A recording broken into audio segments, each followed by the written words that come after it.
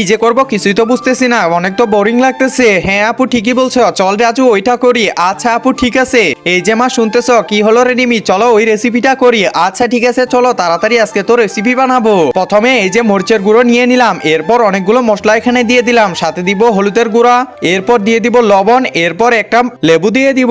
এই তো লেবুটা কেটে এখানে দিয়ে দিলাম, এরপর এটা দিয়ে দিব, তাহলে আরো স্বাদ করবে। এরপর ভালো করে মিক্স করে নিয়ে এখানে তেল দিয়ে দিব, এরপর আর একটু ভালো করে মিক্স করতে লাগবে। এরপর চিকেনটাতে ভালো করে লাগিয়ে দিব। এই তো চিকেনটাতে ভালো করে মাখিয়ে দিতে লাগবে, সবখানে মাখাতে লাগবে যেন কোনো জায়গায় বাকি না রাখে। এই তো হয়ে গেছে। এখন চুলার মধ্যে এই যে লোহাটা দিয়ে দিব, এরপরে এই যে চিকেনটা এখানে সুন্দর করে বসিয়ে দিব। এই তো চিকেনটা বসিয়ে দিলাম।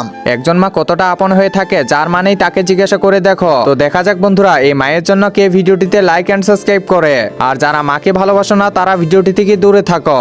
এরপর তাড়াতাড়ি করে ঢাকনাটা লাগিয়ে দিতে লাগবে। কি ব্যাপার এখনো হচ্ছে না? আরে বাহ, এটা তো হয়ে গেছে। এখন তাড়াতাড়ি চলো, আমাদেরকে এটা খেয়ে দেখতে লাগবে কেমন করে। এর সাথে পরোটা খেতে আরো বেশি স্বাদ করবে। তাড়াতাড়ি খেয়ে দেখ রাজু কেমন করে। আরে মা অনেক স্বাদ করতেছে, আসলেই তো এটা অনেক স্বাদ করতেছে।